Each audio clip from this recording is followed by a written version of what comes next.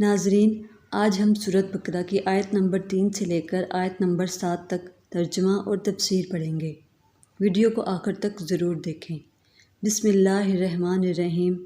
اور وہ جو اس پر ایمان لاتے ہیں جو تیری طرف اتارا گیا تھا اور جو تجھ سے پہلے اتارا گیا تھا، اور آخرت پر وہی یقین کرتے ہیں، یعنی وہ وحی الہی پر ایمان رکھتے ہیں، خواہ وہ کسی بھی پیغمبر پر اتری ہو۔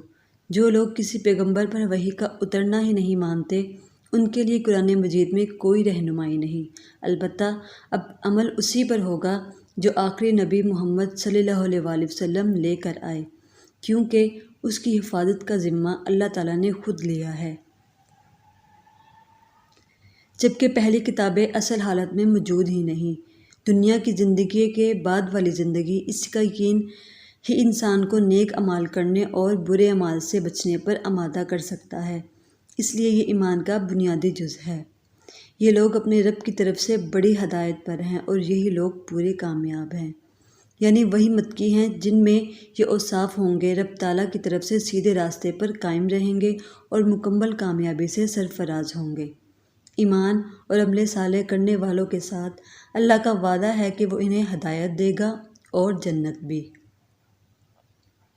بے شک جن لوگوں نے کفر کیا ان پر برابر ہے، خواہ تو نے انہیں ڈرایا ہو یا انہیں نہ ڈرایا ہو، ایمان نہیں لائیں گے۔ اس سے مراد تمام کفار تو ہو نہیں سکتے، کیونکہ بے شمار کفار دعوت کے نتیجے میں ایمان لائے اور لا رہے ہیں۔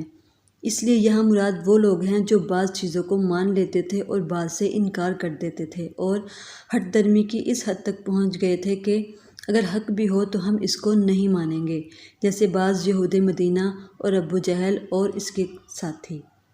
جب کوئی طے کر لے کہ میں نے ماننا ہی نہیں تو اسے ایمان کیسے نصیب ہو سکتا ہے؟ سوئے ہوئے کو جگایا جاتا ہے، جاگتے ہوئے مدہوش کو کون جگا سکتا ہے؟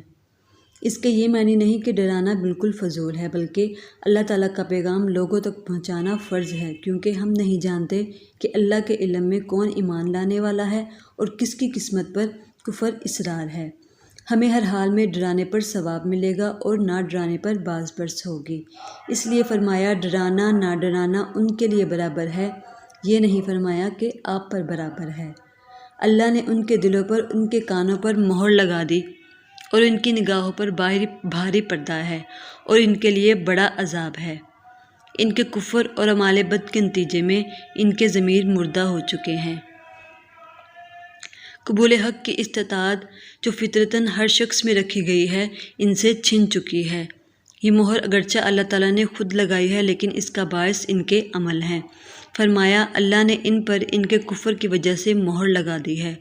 رسول اللہ صلی اللہ علیہ وآلہ وسلم نے فرمایا، بندہ جب کوئی گناہ کرتا ہے تو اس کے دل پر سیاہ نقطہ لگا دیا جاتا ہے، پھر جب وہ باز آ جائے، استغفار کرے، توبہ کرے تو اس کا دل چمک جاتا ہے، اور اگر دوبارہ گناہ کرے تو نقطہ بڑھا دیا جاتا ہے، یہاں تک کہ اس کے دل پر چھا جاتا ہے۔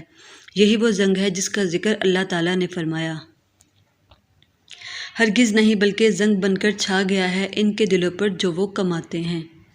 اور لوگوں میں سے کچھ وہ ہیں جو کہتے ہیں اللہ پر اور آخرت کے دن پر ایمان لائے، حالانکہ وہ ہرگز مومن نہیں۔ اس سے پہلے 5 آیات میں اہل ایمان اور 2 آیات میں کھلے کافروں کے ذکر کے بعد منافقین کی خصلتوں کا ذکر فرمایا ہے، کیونکہ چھپا ہوا کفر زیادہ خطرناک اور اس کی پہچان بہت مشکل ہے، اس لیے جن کے دل میں کچھ اور، زبان پر کچھ اور ہو، ایسے شخص کو منافق کہتے ہیں، کیونکہ ہم کبھی ایسے شخص کے سچ کو نہیں سمجھ سکتے۔ اللہ ہم سب کو ایسے منافقین سے دور رکھے اور ہم سب کو بھی نیک ہدایت دے۔